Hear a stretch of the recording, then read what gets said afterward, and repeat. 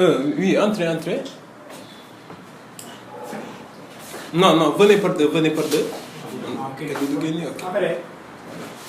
Bonjour, monsieur. Oui, bonjour. C'est vous, monsieur Maurice, l'expert en On peut s'asseoir. Non, reste de vous. Oui, c'est moi. Qu'est-ce que vous On est venu nous inscrire à votre cours. Oh, c'est magnifique, avec l'accent européen. Hein? Merci. Le nom, c'est comment? Aïcha. Aïssa. C'est ta petite sœur? Non. Aïssa, ok. Et l'autre, c'est comment? Babs. Ton vrai nom, c'est? Babs. Babs. Ouais.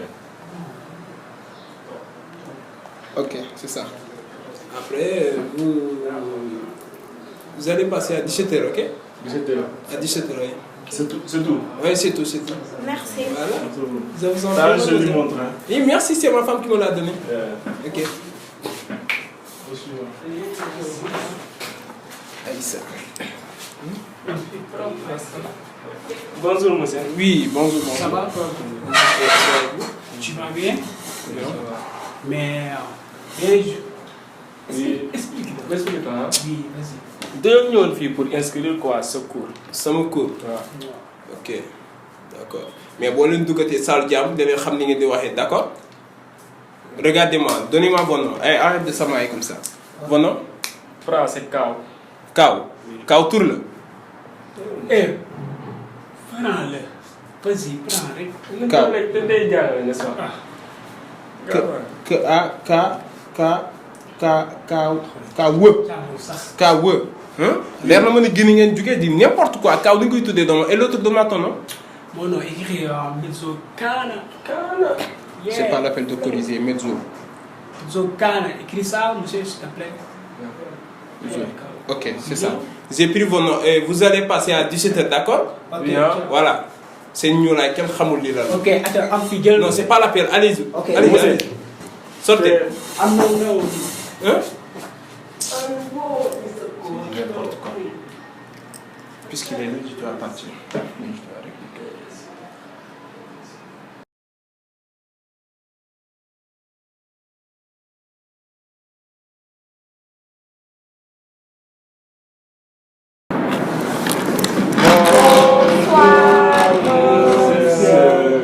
Soyez le bienvenu. Merci, asseyez-vous. Bonjour, avant tout. Bonjour.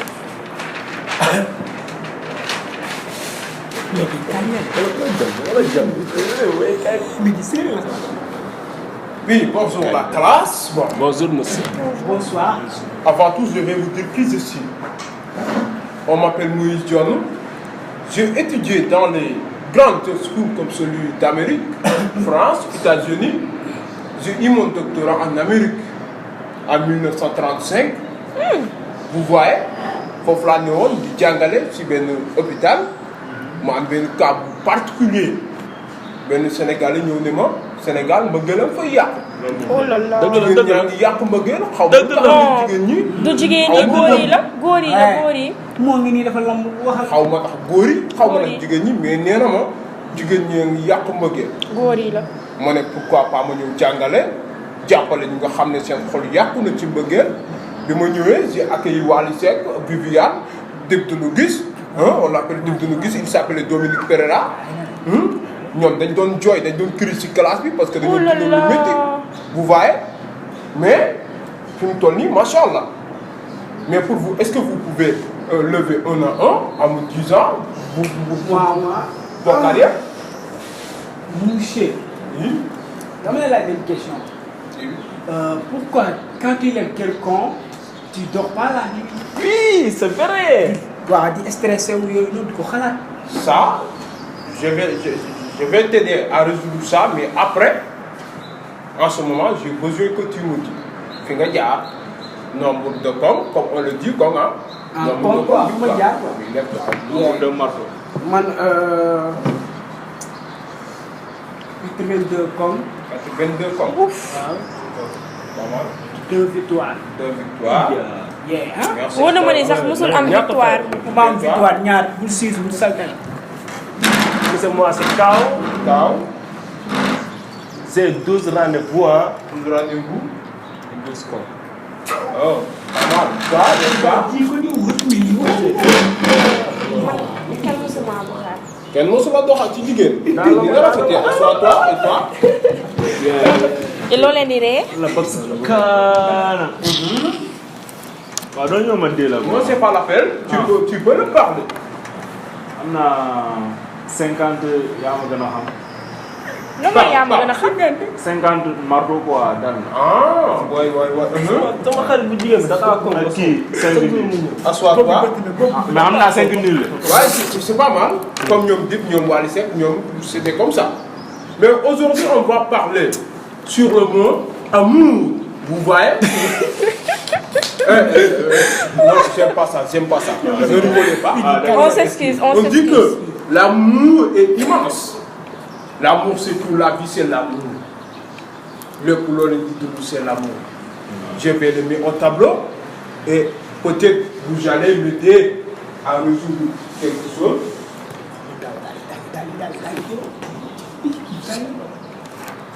xanaa prof yi moom njaago la. mu ngi séeréer. yaa ngi toll séeréer yi de. Amour. Pour vous, que signifie l'amour? Et toi? L'amour moo nekk boo bëggee nit waaw loolu mooy amour. Pas mal comme réponse, mais je vais l'amour signifie signifie aimer. M signifie maîtrise. O signifie homme. On dit non, tais-toi. Monsieur avant le os y a as boy. Si je m'en fous. Vous n'êtes pas là pour me corriger. Ok. Sinon je vous fous dehors.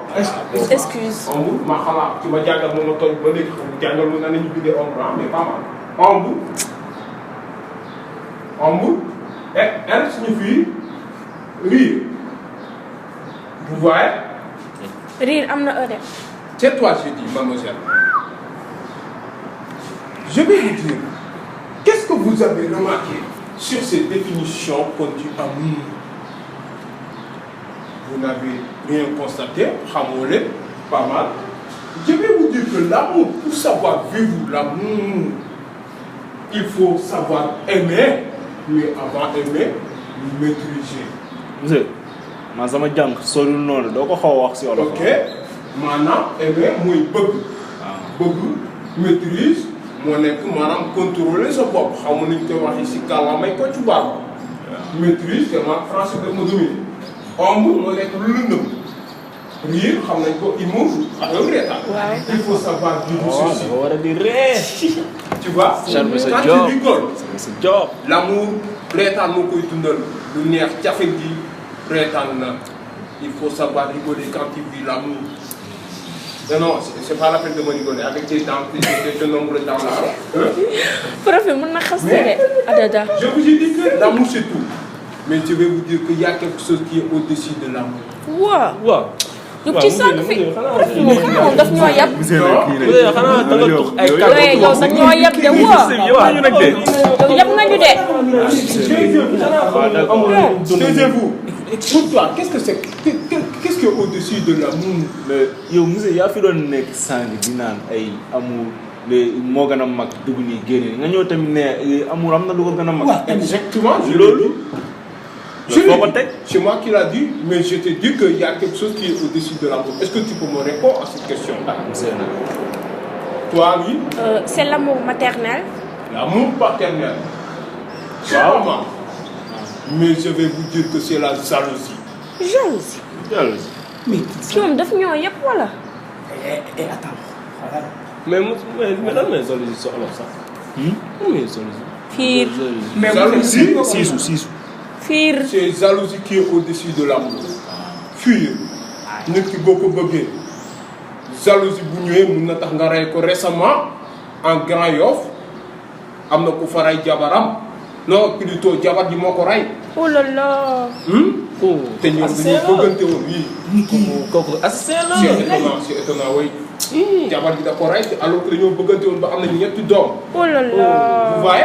Mais da ko rey parce que c'est la jalousie. La jalousie quand il passe. jigéen ñi bu ñu ñaaree. Quand il vient, la jalousie est grosse. La jalousie est Forte. costaud. forte. waaw nit ki fa dëgg la. La jalousie est grave. C'est la jalousie qui est au-dessus. parce que xanaa guro nga añee ni ngay waxee nii ah. waaw maa ngi jéego. Je dis tais-toi. oh fils ko tais-toi bàyyi. Peeral daal mën nga ko. mais monsieur. Oui. je peux te poser une question. Vas-y. Entre l'amour et la jalousie. yow moom foo dem comment on peut charmer les fa sa job contrôler? doo wax correctement. sama si góor lañ nekk sama job. la waxuma ak yow. vas-y. Entre l'amour et la jalousie. Comment on peut les contrôler à la fois? Très belle question. Plus 5 prochains devoirs. non 10 prochains devoirs. non 10 fan. yow doo kaasal sa bopp ngay kaasal nit. bàyyi ko rek. yow kanaara nga booy ba am toog noonu.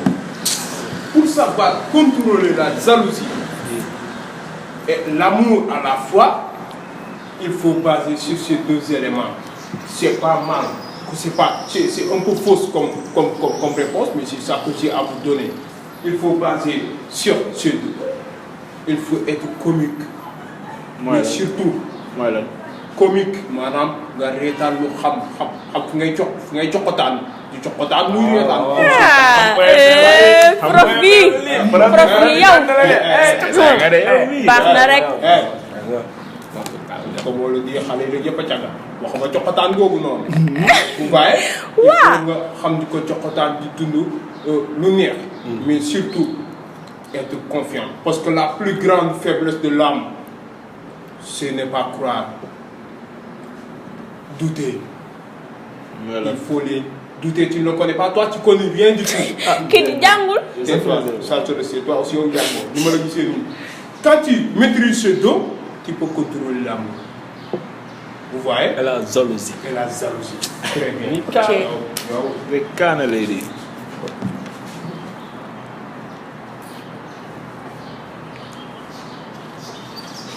profil mën na maa rey de. Toi, qu'est-ce que tu monsieur dis? mun naa laaj benn question. Oui. mun naa jug taxaw. Tu peux lever? mais pourquoi quand il est con tu dors pas On là. ne dit pas quelqu'un. ah quelqu'un. On dit quelqu'un. ok la fa demee ko ngi ñëw bëri. mais dors pas la nuit pourquoi ça. waaw te tamit waaw dëgg la waaw da ngay misère doo añ doo reer jooy booy. doo naan ndox. ah parce que comme ni ma ko ba ci gën. On dirait que côté bi ñoo gën a intelligent. monsieur côté bi ay kaana ñoo fi nekk. ñun Amérique lañ jugee. Amérique lañ jógee. non. yow Prochaine soo leen nekkoon ay kaana de doo duñ ñi leen seen ko. ko ngi ñoo bëri moo tax. Plus 10, mais wàññi naa ci 9 parce que da ngeen bari wax. 10 wàññi naa ci 9. Plus un prochain devoir. Vous voyez? Pour ça, voici une autre. Pour ta question, voici une autre définition de l'amour qui pourrait prendre charge à ta question. L'amour, c'est la naissance, plutôt. L'amour, c'est une relation unique et particulière entre deux personnes. L'amour, c'est la mort de moi et la naissance de nous. oh là là. Tomber amoureux est facile. Aimer est facile. Dire quelqu'un que tu l'aimes est facile. Mais la chose difficile est de rester là. Aimer dans les moments difficiles. Soutenir l'autre quand il est en difficulté, bien quand elle est en difficulté. De le dire que tu l'aimes. Pas que tu l'aimes comme ça, mais que tu l'aimes au fond. Vous me comprenez? oui. Bon.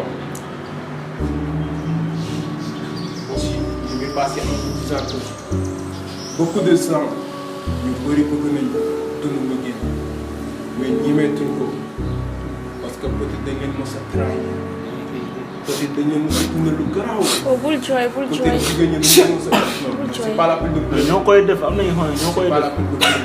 dëgg la. Toujours.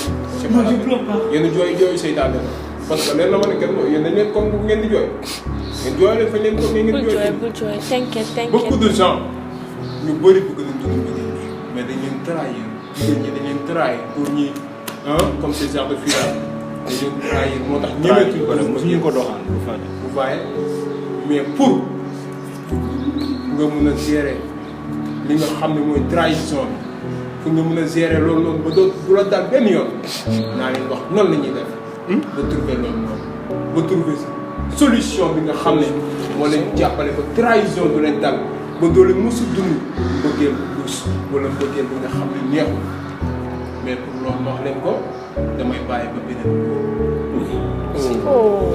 c'est parce que c'est yaakaar. non c'est pas grave. mais monsieur nañu temps boobu. non parce que je dois partir voir la femme de Wally Seck là-bas moom a woo xaw ma bu may doyee. taisez-vous. soxna Aïdara. oui soxna Aïdara ma appelé hier amul sax dañoo war a gisante xaw ma nag parce que moom 21h la ma wax mais c'est pas grave damay teel a def parce que dafa rafet waaye mënu ma ko ñaan. waaye mais monsieur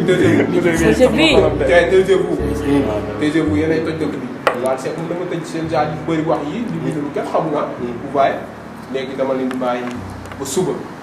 suba ngeen ñëw ma wax ne nu ñuy def ba dunu mbëggeel bu neex ba dunu mbëggeel bu am goût ba dunu mbëggeel bu am cofeel mais surtout ba dunu li nga xam ne amitié ci biir mbëggeel parce que dans l'amour il y a l'amitié vous me comprenez. Oui. Voilà on fait comme ça. Merci.